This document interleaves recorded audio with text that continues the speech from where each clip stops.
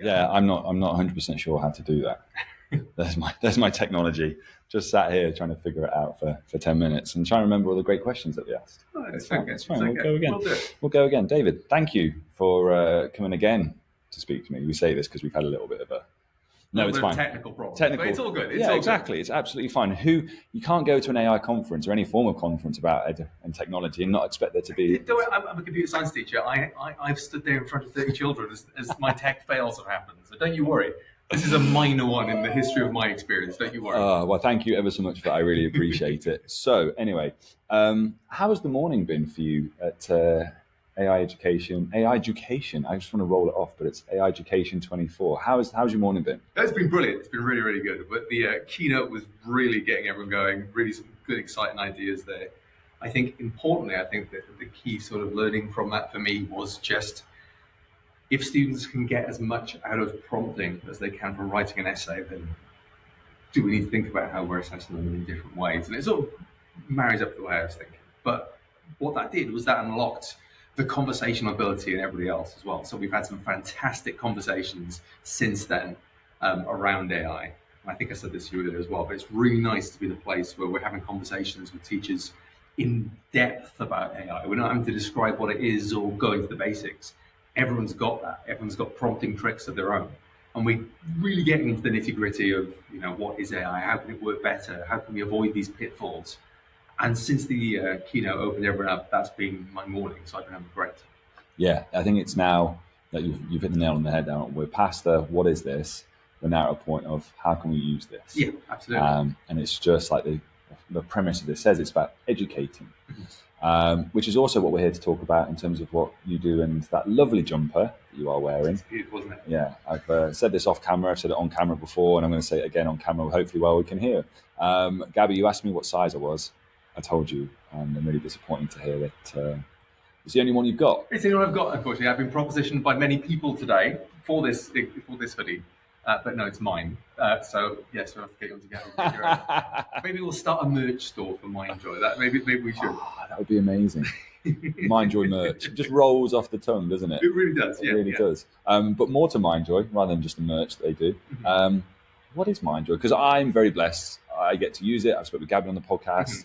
Done a few things on there. But there's going to be people out there that maybe haven't come across it, don't know what it is. So just give us a breakdown of what Mindjoy is and what it can do for teachers, students, educators. Yeah, absolutely. And Mindjoy is funded by our friend Gabby, who, by the way, I think is amazing. And I think you've had her on to talk a few times, haven't you?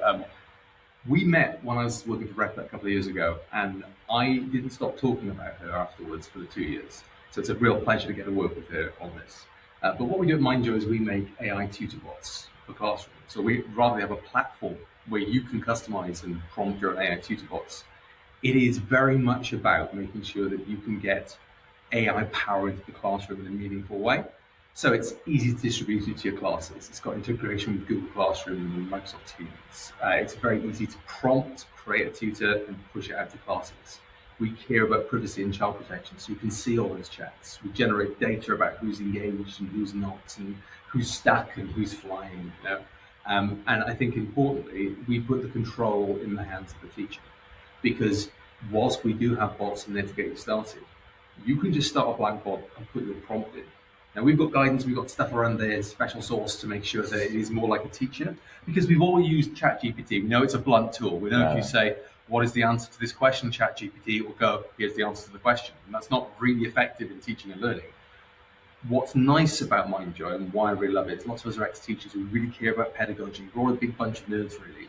So our bots are much more question and answer, much more Socrative, much more about getting that back and forth and that conversation going. So if you ask our bots a question, they'll go, what do you think about that? And that's the classic teaching moves. We have modes for that. We have modes for maths. We even have a mode to suggest answers and suggest questions that you could ask it to train the students up in interacting with them. Because I think it's really important that we keep in mind as educators that whilst we've grown up in a world without this, and this is new to us and we're excited by it, by the time our current students get into the workplace, this will be like spell check to them. It's just a button they click and things happen. So we need to get them skilled up and practiced in using these in effective ways and not just secretly cheating on their homework with ChatGPT. Yeah, and we spoke about this, didn't we? Because we talked about the nomenclature of things. Like now we just Google it, and obviously we're talking about what happened with Wikipedia and what used to happen with that. And it is going to just get to a case now where it's it's just natural, isn't it? It's your synergistic support, and it's what you do with the information. And part of that isn't just then what we can do with students and upskilling them. It's that how do we leverage time for teachers? Yeah, absolutely. I think one of the concepts that we're big on in Mindjoy is we say that these bots are giving teachers superpowers, and they really are. And I like this concept from the world of programming, which is of the 10x and the 100x developer. And that concept comes from this idea is when you start your career as a software engineer, you can do the work of one person. And by leveraging software tools, automations, AI, you can get to the 10x developer. You can be 10 times as productive. And if you keep leveraging that, you turn into a golden unicorn and you get the 100x developer. And these people exist. Some of the famous people from the tech industry were those 100x developers. AI allows everyone to tap into those powers. So we are very keen on the idea that you can be a 10x teacher, you can be a 100x teacher. Because at the moment, the limitation, no matter how good your relationship with your students are, no matter how good your differentiation is, no matter how good your materials are, no matter how great your presentation was at the start of the lesson, you've then got to walk around with 30 students and they're waiting for your attention to go one-on-one with them and to improve things and get those conversations going. With the AI tutor bots, and particularly the ones that we produce, you can imbue your personality. You can imbue your in-jokes into the bots. Like I built bots that make ball jokes 10 times a minute, and speak like an aging millennial like I actually do. And you push those out to your students. And the vast majority of the students that just want a bit of reassurance, that just want something clarified, that just want to have a back and forth with you, get stuck in. And your interventions then become almost surgical, because you're not having to just run around the classroom and make sure you keep an eye on everyone working and making sure they get and understand the topics. You've already 10x'd yourself by pushing yourself out in the form of a bot. And there's so much you can do with that. There's so much more power you can get with that. And absolutely, we need to give teachers the time. But I'm a big believer that if you put a little bit of time in with these sort of platforms, you can get that time back. I think I was telling you earlier that I built my first bot for Mindjoy when I was in a classroom, and it was a bunch of students that I didn't know, and I was running around like a crazy person trying to get to everyone, to learn a little bit about them, to get them moved on. And I just prompted my bot in 5 minutes at the front of the classroom in front of everyone else, pushed it out, and had a fantastic lesson because people were able to unstick themselves and get themselves going. And students learned a bit more about me from my comedy prompting of the bots, saying, make too many references to Steve Jobs and make a ball joke every 10 seconds. Yeah, mine would be like bringing in dad jokes. I get told off for those all the time. But luckily enough, people that are here today are going to get a snapshot. I'm just snap preview, but they're going to preview is good. I'm happy with that. I'm making up words. Here we go. But they're going to get the opportunity to obviously see it firsthand, aren't they? And then obviously to have a go with it. Absolutely. Our ethos at Mindjoy is that our workshops are proper teachery. They're engaging. They're based on pedagogy. You have to do something. It's not just when we sit there and talk to you for an hour. Let's be honest, we've talked as teachers decades about students being too passive. I know that my granddad was told he was too passive when he was a student at school.